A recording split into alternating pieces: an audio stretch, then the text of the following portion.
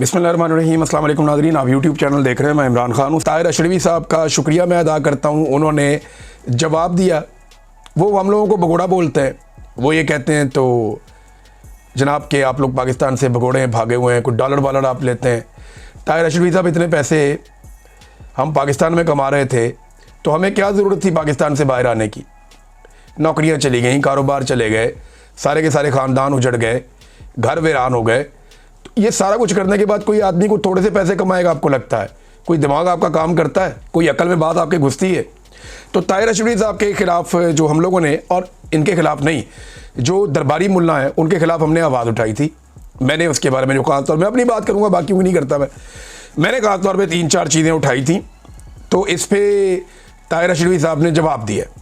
एक तो वो ये कहते हैं कि हमने इस्तिस्ना पे क्यों नहीं बात की। मैं ARY पे बात कर चुका हूँ मालिक के प्रोग्राम में, और वो बात ये है कि इस मुल्क में एहतसाब भी गैर इस्लामी है, गैर शरई है, और इस मुल्क में इस्तिस्ना भी गैर इस्लामी है, गैर शरई है। और ये क्या बात हुई कि क्योंकि एहतसाब का तरीका इस्लामी नहीं है, लिहाजा इस्तिस्ना जो गैर इस्लामी और गैर शरई आर्मी चीफ ने ले लिया है ताहयात, तो फिर इस पर भी बात नहीं करते। जब एहतसाब पे नहीं हो रही तो इस पर भी नहीं हो रही, जब एहतसाब ठीक हो जाएगा तो ये इस्तिस्ना पे भी बात कर देंगे। ये इनका अंदाज़ है, अंदाज़ा करें आप। भाई मौलवी साहब, अगर एहतसाब का निज़ाम गैर इस्लामी और गैर शरई है तो आप ये बताइए कि आपने इस गैर इस्लामी और गैर शरई निज़ाम के ख़िलाफ़ कब तहरीक चलाई, कितनी आवाज़ उठाई, कहाँ कहाँ गए, कौन सी खिदमत सर अंजाम दी, और इसके मुकाबले में कौन सा ऐसा सिस्टम है जो आप लोगों ने लाकर सामने रखा कि जनाब ये बनना चाहिए। लोगों को बेवकूफ़ ना बनाए। और एक चीज़ अगर गैर शरई है तो क्या उसकी वजह से दूसरी गैर शरई चीज़ जो है वो जस्टिफाई हो जाती है? यानी इस्तिस्ना को जस्टिफाई करने का तरीकाकार उन्होंने ये बताया कि एहतसाब का निज़ाम जो है ना वो शरई नहीं है, लिहाजा इस्तिस्ना। भाई सज़ा और जज़ा का निज़ाम शरई है या नहीं है? बाकी जराइम जो होते हैं वो शरई है या नहीं है? उनका निज़ाम, कातिल को सज़ाए मौत देना शरई है या नहीं है? मौलाना साहब खुदा का नाम लें आप, यानी आप इस्तिस्ना को ऐसे जस्टिफाई करेंगे? तो अगर एहतसाब का निज़ाम गैर शरई है और इसकी बुनियाद पे आप कह रहे हैं कि इस्तिस्ना जो है वो भी गैर शरई है, तो चलने दो दोनों को। तो फिर ऐसे तो आप हर पाकिस्तानी को इस्तिस्ना दे दें, क्योंकि एहतसाब का निज़ाम जो है वो गैर शरई है। फिर तो सबको आप इस्तिस्ना दे दें ना, सबको आप मौका दे देंगे, सारे के सारे इस्तिस्ना ले लें। ये क्या बात हुई? सहाबा इकराम ने नहीं लिया, उलमा इकराम ने नहीं लिया, आज तक खुलफाए राशिदीन ने नहीं लिया, अल्लाह के नबियों ने नहीं लिया, तो आप उसको कैसे जस्टिफाई कर रहे हैं? तो एक तो मौलाना साहब आपकी बात का सर पाँव नहीं है। लोग ना अक्लमंद हैं, अब लोगों को शऊर है, लोग सवाल पूछते हैं फिर जवाब मांगते हैं। ये ऐसा नहीं होगा कि आपको सवाल कुछ और जवाब कुछ और, ये लोग आपको बेनकाब करेंगे और बार बार कर रहे हैं। दूसरा उन्होंने कहा जी कि फ़लस्तीन पर और इसराइल पर भी बात हुई है, हमास पर भी बात हुई है। सुनाओ सुनाओ कहाँ बात हुई है? क्या आपने पूछा वज़ीर आज़म से कि आपने डोनाल्ड ट्रंप के उस मंसूबे के ऊपर जिसमें हमास को गैर मुसल्लह करना है और फ़लस्तीन के अंदर एक इस्लामिक फ़ोर्स जो है मुल्कों की बनेगी, स्टेबलाइजेशन फ़ोर्स, उसको तैनात करना है, और उस फोर्स का काम है हमास को गैर मुसल्लह करना और फ़लस्तीन और इसराइल के बीच में एक ऐसी दीवार बनना जो इसराइल को तहफ़्फ़ुज़ दे।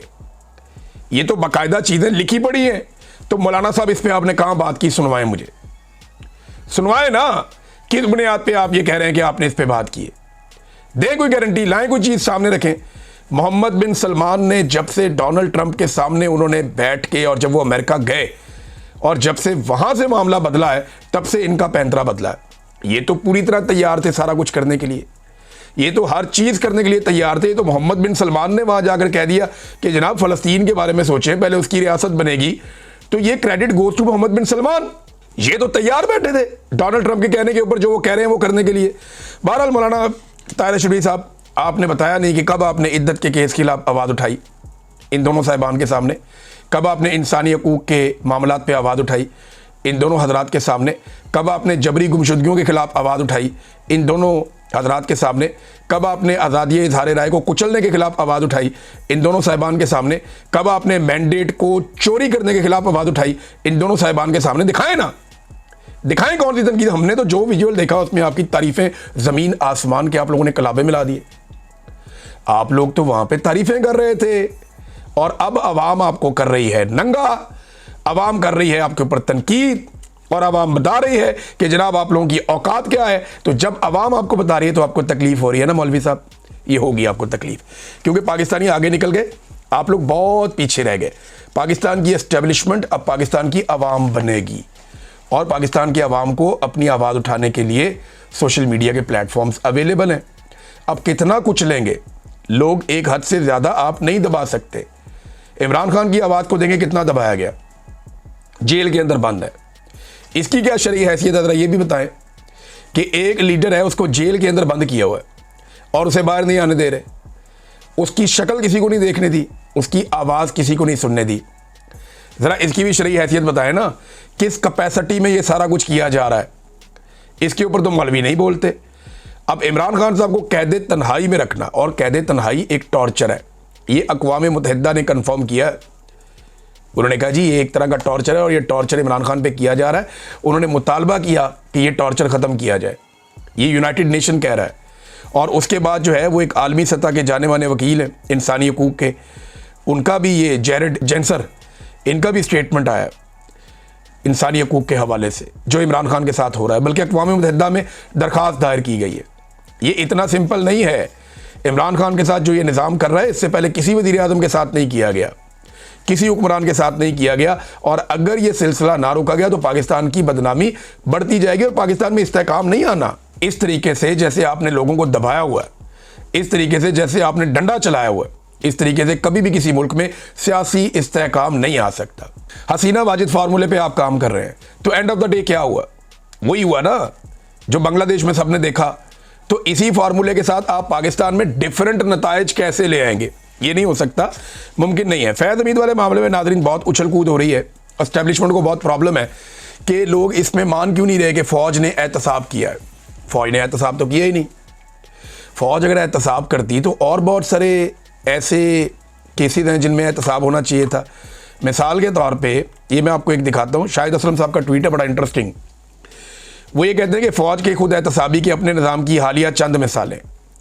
जनरल फैज़ हमीद ने 2017 में टॉप सिटी स्कैंडल में ये मुलव्वस था बंदा, फिर ये मेजर जनरल से लेफ्टिनेंट जनरल बन गया, फिर ये DG ISI बन गया, उसके बाद एडजॉइंट जनरल बन गया, फिर 2 मरतबा कोर कमांडर रहा और रिटायरमेंट के बाद अब इसके ऊपर ये केस बना के चला दिया गया।